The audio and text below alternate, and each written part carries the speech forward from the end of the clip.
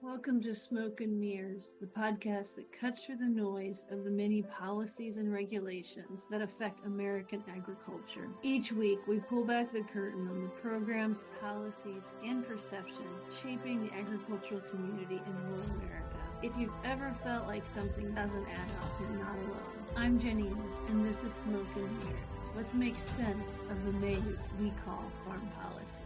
Welcome to Smoke and Mirrors, a podcast where we make sense of agricultural policy. I'm Jenny Ift. I teach agricultural policy at Kansas State University. And today I'm excited to have Kimberly Nesci with me to cover a topic that I personally don't know a lot about, but I think is really important to agricultural and agricultural policy, and that's pesticide regulation. Kimberly, thanks for joining, and do you mind giving the audience an introduction? I'd be happy to, and I'm really grateful to be here. Thank you so much for the invitation. So my name's Kimberly Nesci, as Jenny said, and I worked for EPA in EPA's pesticide regulatory program in science and regulatory roles from 1999 to about 2002. And before that, I got a master's degree in entomology from the University of Maryland. And in 2022, I moved from a senior executive role at EPA to a senior executive role at USDA in pesticide policy. So I led the Office of Pest Management Policy until earlier this year.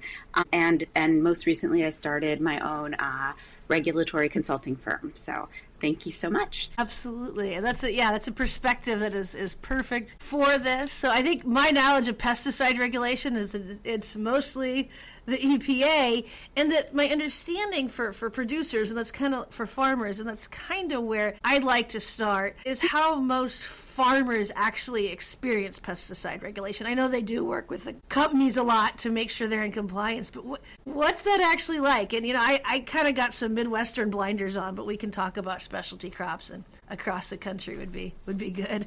Yeah, great. So farmers typically experience new registrations and new technologies actually towards the end of EPA's regulatory process. So companies, and I know you know this and just touched on it already, is companies will prepare some marketing materials on exciting or pending new tools. So farmers may be aware of something coming before it's actually approved by EPA. When I was at EPA, there was a significant focus, and I think that this holds today, on target dates by which companies or chemical producers wanted to launch a product so that product could be available for the growing season as soon as possible for the growing season. And before farmers start to see those materials, there's a lot of work that goes into the pesticide research and development process by companies, and then also the regulatory process by EPA. Okay. So for farmers, it's mostly they have to follow certain rules for storage and handling and everything else. They're going to be, my understanding is,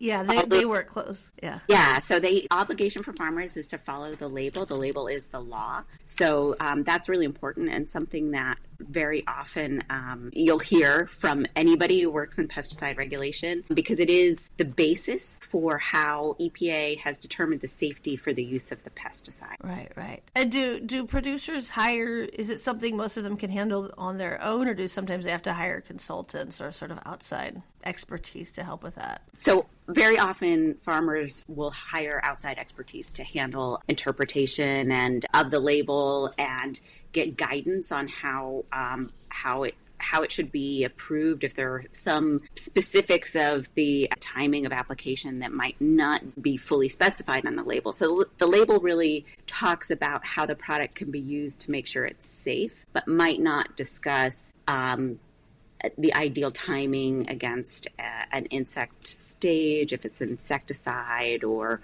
other things like that. Okay. And so what producers are experiencing, that's really the tail end of a pretty long process. Yes. Is my understanding. So could you take us back to the beginning when there's a new product? Where does that How does that look? Yeah. So for brand new chemistries, the agrochemical companies will screen a whole battery of chemicals for characteristics that may make for effective pest control tools using bioassays and probably many other tools that I'm not specifically aware of, having not worked in a chemical company before. But I also know that the companies do screen those initial chemical options for safety. There's a lot of safety screening that happens before companies invest in the data needed to support a pesticide registration. So a lot of research and development resources go into finding new tools and making sure that those are viable to move forward before things are actually submitted to EPA.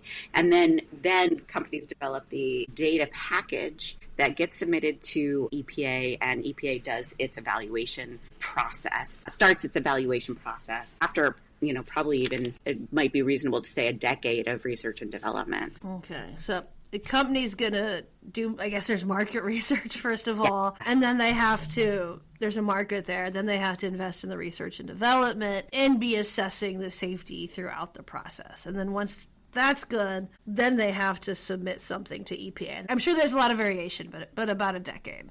Yes. Yeah, I think that's a reasonable estimate because the regulatory process is complicated. Absolutely. Okay, so you said that the companies will submit a data packet to EPA. That's the first phase? Yeah, so that would be the first phase after submission is the company, or right before submission, I would say. The company will develop a data package that comes into EPA that includes data on the physical and chemical characteristics of the product, the acute toxicity of the product, an additional battery of acute toxicity of the product, but then an additional battery of hazard data, toxicity data on the chemical itself, the active ingredient itself, to mammals and other species, as well as environmental fate and effects. So environmental fate data that determine what happens to the chemical in the environment. How does it break down? What is it? What does it turn into? The material that it turns into also hazardous. Those are a lot of basic background information, and then also residue trials for residues of the product on food. Okay. So like I'm thinking this has to be hundreds of pages. What would that look like for like something that's sort of a completely new product versus something that's maybe a slight change in the chemistry? I don't know if I'm saying this right. A slight change in the chemistry of an existing product. Well, so a slight change in the chemistry of an existing active ingredient could be considered a new active ingredient. So EPA would evaluate changes in the Okay. How much information is this? What's the dollar sign of investment that goes in? And does it vary, or is it pretty similar for everything that gets submitted? So it can vary. It can vary on the complexity of the chemistry. But for conventional chemistries, generally it's tens of thousands of pages of data that get submitted to EPA. For other types of pesticides, for example, plant incorporated protectants, which would be like a BT crop, or a biochemical or microbial pesticide, the data package is typically smaller. And EPA has a statute called the Pesticide Registration Improvement Act that establishes dates by which EPA is supposed to have evaluated those packages. And so the PREA dates and the costs associated with those submissions reflect the size, the magnitude of the application package. Okay. So, I mean, you have to have scientists, lawyers, a lot of people working. I mean, I don't know the number of people, but there must be, the amount of investment and the number of people must be big. Yes, and it's not big enough. I think that's been a theme for at least the past decade, where EPA's resources in terms of people have diminished. EPA's pesticide program resources. When I was there back in the early aughts, I believe there were probably about 800 or 900 people. Now I think the estimate's around 450. It's really not enough people to get everything done. I think that's a safe thing to say, and I think EPA would agree with me. You said thousands of pages for each new product. Tens of thousands, yeah. Tens of thousands. Oh my goodness. Okay. So all this investment goes in. Lots of people are working on it. You have tens of thousands of pages. Gets submitted to the EPA. What happens next? So what happens next is the data are divided up into subject matter areas. The human health data will go to the health effects division. Environmental fate and effects data will go to the environmental fate and effects division. The label itself goes to everybody who's touching the data, because again, the label and how the pesticide is used is critical to doing the assessment and determining the safety of the use of the pesticide. So they're distributed to the science divisions for review, and those data are reviewed against specific criteria and for scientific soundness by the scientists in those divisions. The scientists develop risk assessments. Those risk assessments go back to the registration division. So that's the division responsible for managing the registration process.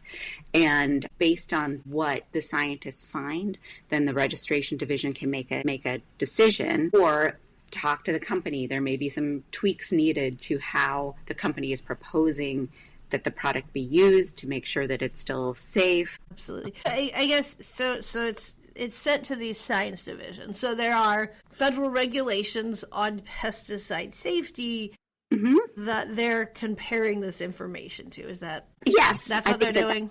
Fair. They're comparing the information to the data requirements, and then using that information to assess the risk. And then the risk, whether it's an acceptable level of risk or not, is what the registration is doing to determine whether they can legally move forward with the registration. So the scientists don't make the decision. They assess the risk. Is that? Yes. Okay. And then they're sending it to risk assessment. Yeah, risk management. Risk management. Okay, and so risk management, there's also federal regulations, laws on what risks are acceptable? So there are safety standards, there are standards, expectations. Okay. So EPA is allowed to register the product if the proposed uses don't cause unreasonable adverse effects under the FIFRA mandate, where FIFRA is the Federal Insecticide, Fungicide, and Rodenticide Act. Okay. Or the FFDCA safety standards. Okay. So there's probably some lawyers out there who is on all sides who spent a considerable amount of time trying to figure out what an unreasonable adverse effect is. Yes. Okay. There's been there's a lot of discussion about what that means, but there's quite a lot of information also on EPA's website. Okay. On the standards, so I can provide you some links. Okay. To some of that, to target some of that information if you would. Okay. Yeah. Absolutely. Okay, so it's gotten through the scientific review. Sometimes during the scientific review, will they go back and say, like, when does the submitter get involved? Can the scientist say you didn't give us enough information? Yes. And then they can ask for more data? Yes. So that would be a situation in which the registration process might take longer. Okay. Is if there is a missing study. In that case, if it's a missing study that could have been anticipated prior to submission, sometimes that submission will actually be kicked out of the registration process. Okay. But if it's a study that has been determined to be necessary as part of the review of the larger package, then that would be something EPA could ask for as part of the evaluation process. The other piece of the evaluation process I think that's important to mention is the consideration of benefits. So EPA's, the statute under which EPA regulates pesticides, FIFRA, or one of those statutes is a risk-benefit balancing statute.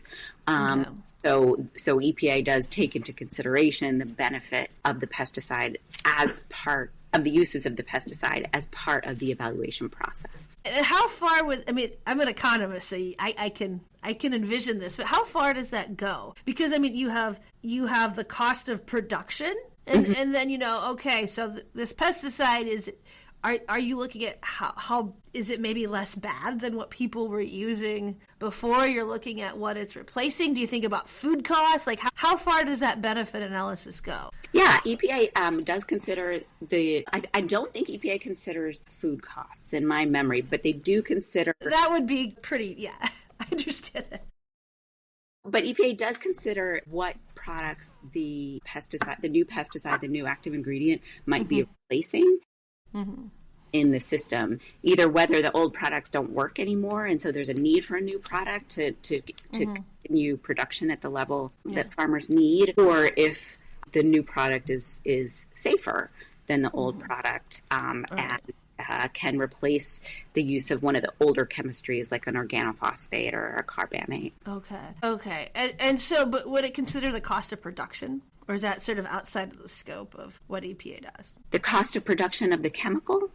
Or the cost for like a crop. So what if there's a certain pesticide that like lowered, so presumably met the other requirements, or I don't know, if it lowered the cost of production for whatever reason. So EPA does compare the typical expected price of the pesticides against each other. So if the new pesticide is very, very expensive, that is something that EPA will include in the benefits analysis, but isn't super quantitative in terms of the cost for production of an acre or bushel of corn. Okay. Yeah, that seems fair to me personally, for whatever that's worth. But is it this sort of cost benefit determination, is that defined in federal law?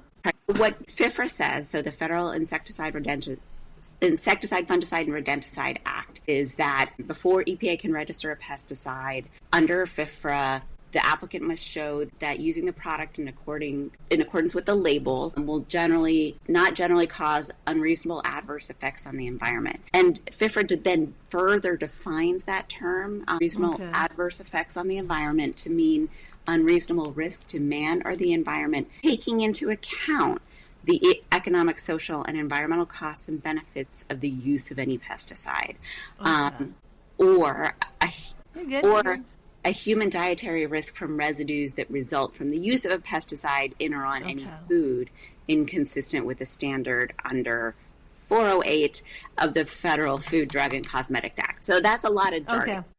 So it sounds comprehensive. Yes. So EPA does consider the risk, taking into account the costs and benefits of the use. However, for any human dietary risk, that EPA cannot offset that risk with the benefits of the pesticide. So if there's a risk to humans from use in the home or on food, EPA cannot take the benefit of the use of that pesticide into Right. So there is a higher standard for people, for risk to people, as there should be. Yeah. And endangered species as well. So that's another piece. I know, when I was in graduate school, we talked about the sort of the economic cost of life, which is, we're the dismal science, right? But it's not saying that we think you can put a value, an intrinsic value on life, but that we make policy choices that actually do have implies something. And if I recall correctly, our FIFRA, the regulations that are followed, assign millions of dollars of value to life. That's sort of the standard. Does that sound right to you? So I don't think in FIFRA there's a specific value. Defined necessarily. Well, and it's part of FIFRA, but also the Food Quality Protection Act that got passed in '96, I believe, that sort of changed a lot about how pesticides were regulated in the U.S. to further consider risk to people. The point being, whatever the exact number is, that these rules attach a high value to people's well-being and livelihoods. The rules do, and also I know that people at EPA do as well. So the rules do, but I having worked there in the past and being familiar with some of my old colleagues, I know that making sure people are safe is incredibly important to them personally as well as in compliance with the statute. Yep, absolutely. My experience in USDA was not dissimilar. I was there for a couple of years. People really cared about their work. All right, so we've gone through the risk assessment. We've done a cost-benefit analysis. What are the next steps? So risk assessment, cost-benefit analysis, then the registration division brings all of that together and makes a decision on the label for the pesticide as to whether or not the label as written is safe, whether the use pattern as described on the label can be considered safe and can be moved forward. So then EPA will move forward with EPA will move forward with the approval. And then there's a lot that happens after that for the companies in terms of production and sometimes import, depending on where the product may be manufactured, and marketing and distribution. Okay, so once the registration is approved by EPA, then you can start producing it in mass, which can take some time. Okay. Right. Okay, and so, how long, so you said, 10 or more years of development by my companies, how long can this process, and I know it's variable, but how long can this sort of process where you get to, now you can manufacture this pesticide? So there are dates. So the Pesticide Registration Improvement Act establishes laws under which, or is a law that establishes timeframes under which EPA is obligated to make decisions about pesticides. So for a conventional new active ingredient, I believe that timeframe it can vary somewhat depending on the nature of the use, but I think it's about 2 or 3 years. Okay. And very often that will take longer than the PREA timeframe is partly because of resources, partly because of information that may be discovered during EPA's thorough, pretty robust evaluation process that there might be questions. Okay. But it's between the actual application package submission and a decision, it can be a number of years. I think 2 years is probably a pretty fast estimate. Okay. And how often are lawsuits a part of this process? Does it get litigious at some point, or is that later on? So in recent years, I guess maybe being probably 8 or 10, it has been pretty litigious in that a number of non-governmental organizations identified a vulnerability and that EPA has not been in compliance with the Endangered Species Act in their approval of pesticides. So the Endangered Species Act requires federal decisions to follow a process to ensure that there's no harm to endangered species or their habitat. And EPA had not been, that process also would be a multi-year process, and EPA had not been following that process for their pesticide approvals for a number of reasons, partly pragmatic because of the timing of that process, just for a number of reasons. And because EPA had not been following that process, the litigants were successful in their lawsuits. Required EPA then to take a look at what they were doing and consider how to address the federal requirements of the Endangered Species Act. Okay. And so now that is more of a part of the approval process, the registration for every pesticide or select pesticides? So it's I think that there are still struggles with how to specifically follow that consultation process required by the Endangered Species Act. Okay. Because it is complex, and the services, the Fish and Wildlife Service and National Marine Fisheries Service don't have the staff necessarily to evaluate the number of pesticides that move through in any given year. So there was a lot of effort last administration to figure policies and pathways to continue to move registrations forward. I think that EPA is still, my understanding is EPA is still following the strategies that were published to address some of the concerns, but following the strategies does not necessarily mean EPA is in full compliance. And I'm not a lawyer. I want to make sure to add that caveat. Following the strategies doesn't fully comply with the process required by the Endangered Species Act. So it's and so I think that the lawsuits are probably likely to continue in some capacity. And and people care a lot about it. It's right. Absolutely. And I could just, from the endangered species side, I don't have to get into it, but I mean, just thinking like tracking pesticides in the environment, and, we have the lesser prairie chicken here in the plains, but just, it's a population that's naturally fluctuating and it's moving a lot. And I can imagine that's not a very easy thing to do. Right. And so pesticide labels are national, but endangered species are very much, even if even if it is a species that moves, it's very local and right. that area. So it's a challenge on many levels. And EPA has done they've worked really hard to try to come up with solutions, and they are still doing that. Right. That's, I guess, so you talked about sometimes like nonprofits will sue if they think a law is not being fully or properly applied. Yeah. What about the companies that are going through this process if they don't like an outcome? Are lawsuits typical then? So in my experience, they are not as typical then. I think because the companies know that they need the approval to actually use the pesticide. For example, a company wants to register something on apples and pears, and apples comes out as safe and pears does not. The company will drop pears from the application package to get the registration and then address that additional use potentially later on, like resubmit. So it's not typically done so much in lawsuits as it is in negotiations and conversations. Also, very often companies, because they do work with EPA really closely as for being a licensing statute, the companies are aware that those relationships are important in terms of the applications, getting their uses patterns and applications processed. Right.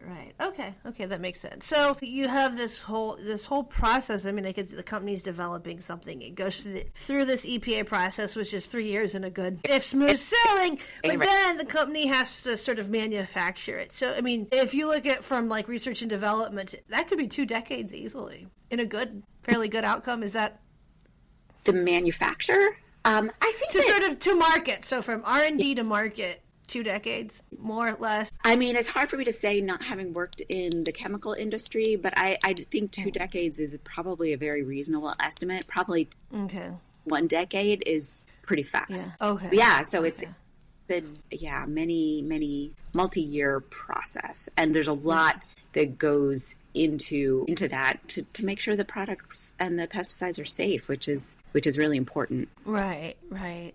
And what parts of this do you think would, we talked about the length, it's costly. The reason is we're protecting a lot of different things, but what parts of this process do you think are sort of maybe adding on the length and the cost? What are kind of, I don't know if pain points is the right word, but what...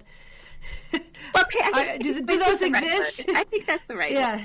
Yeah. So certainly if something's missing from a data package with EPA, that can cause some delays, sometimes pretty significant delays based on what's missing. So if a multi-year hazard study is needed, then that would add that the company hasn't considered, then that would add a lot of time to... Those mistakes are really costly then, I'd imagine. Yeah. Not even mistakes, emissions, whatever. Right. They can be. So a study that may not have been anticipated, sometimes there are new requirements. Sometimes they're changing expectations or changing data requirements based on science or expectations based on lawsuits. For example, Endangered Species Act. And when that all started to happen, that caused some significant delays because EPA couldn't move forward with the package without it being challenged, and EPA knew that they were likely to lose in many of those cases. So that caused delays. So court findings, scientific discovery, changes to the laws, and then potentially even changes to administration priorities can shift focus for the agency. And last but not least, the resources. I mean, EPA's resources have dwindled. EPA's pesticide program resources have dwindled, and that those people are critical to evaluating the data and making the decisions. Right. I guess I want to move on to sort of, 2 things that I think it's hard to not talk about together. Yeah. Always a lot of debates around pesticide use, but also what should people care about or be aware of, especially, whether it's a producer or somebody working in policy. What are the areas that you think are sort of priority, or the other things that, they're happening and we can be glad that they're working and we don't have to worry about it? With regulation, I think is always a good thing. Yeah. So I thought about this before we initiated the call, because I think there are a lot of things to care about, but I narrowed it down to 5 that I think are really important for your listeners and for producers to be aware of. One is minor uses. So because of the cost of investment of the actual chemical application process, major crops typically are the focus of a registration. So if a company is seeking a registration, they're going to want the acreage use to offset the sale, the corn and soybean type acreage, so that their sales can offset the cost of development. So EPA does provide incentives for the registrants to pursue minor uses. There's a program called IR4 that assists in developing residue data that would be needed to support use on minor crops. Minor crops are really valuable and also important to the health of the nation. It's fruits and vegetables. And things like that. So I think that that's something for producers to be aware of. So if a producer is growing a minor crop and has a pest issue, like making sure to talk to your crop consultants and others, so people know that it's an issue and can pursue that minor use potentially at the same time or immediately after the major uses are granted. So that's the first one. The second one I was thinking of is import-export.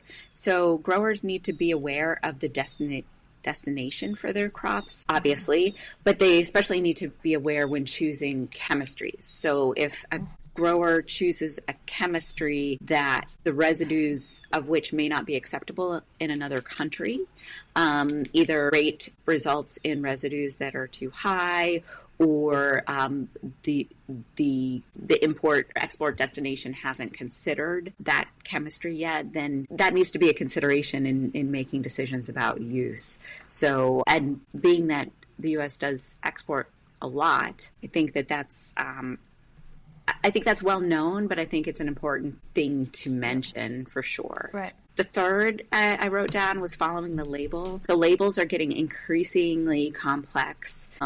That said, it's still extremely important to follow the label, because that's how EPA makes sure that those label parameters define how the product should be used to make sure that it's safe, that it meets the safety standard. So they're extremely important, and label clarity is extremely important. And I think that's something that producers or users can reach out to, again, crop consultants and others, if there's something that's not clear about a label. Also, it's a legal requirement to follow the label. Right. All labels say as such. So it's a legal requirement, yes, but it's also a safety.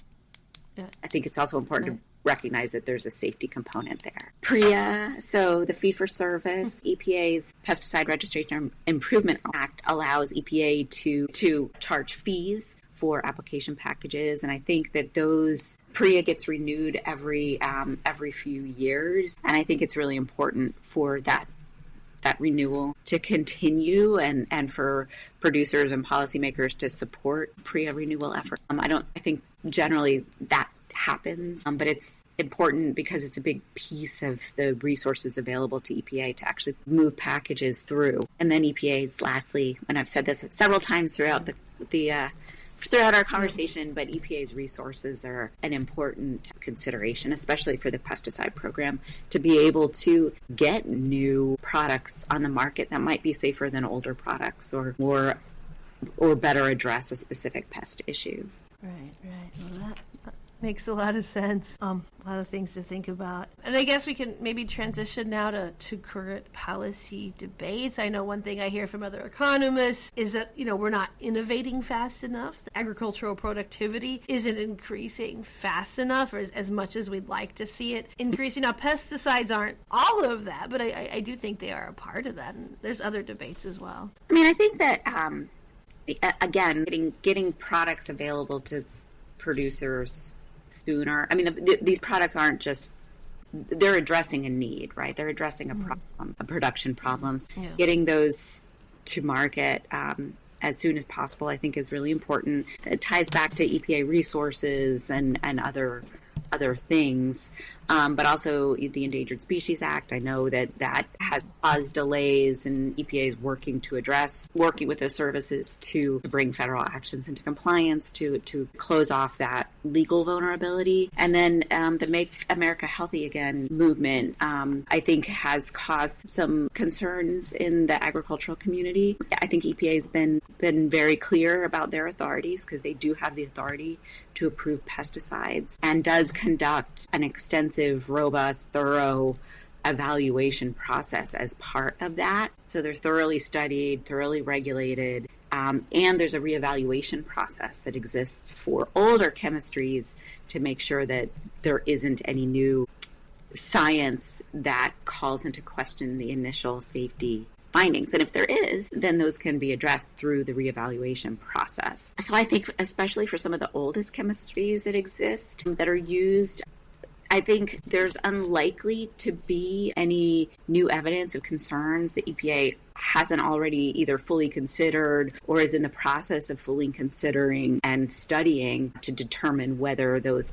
products continue to meet the safety standard. So EPA has the authority, and they have an extensive, thorough, and robust process for doing so. Okay. Anything else on the sort of different debates around pesticide regulation? Yeah, I mean, it is very expensive, but I think EPA has, through some of their pre-process and others, taken there are measures being taken to reduce pre-fees for small companies and things like that. It's a costly process. I think maybe it should be because of how important it is to ensure the safety. The other thing I wish that people understood a little bit is how thorough that process is, and that risk to anything is a factor of the hazard and the exposure. People cross the street every day. There is risk there. And the same is true of chemicals, any chemical. The dose is really important to what makes something a problem or a poison. So chemicals aren't necessarily inherently bad. There are important uses, for chemistry, to have sort of the robust and nutritious food supply that we have. Chemical use is necessary in a lot of cases. So that pesticides are thoroughly evaluated, again, by some of the most dedicated public servants there are, and I think they do a great job with the resources they have to make sure that what becomes available on the market for use and the very tiny residues that are legally allowed on products are safe. And I know USDA's pesticide data program looks at levels of pesticides in food, actual levels, not just the allowable level, and has determined that up in the high 90s, residues are typically not present. Right. And so this is a very big and important balancing act, I would say.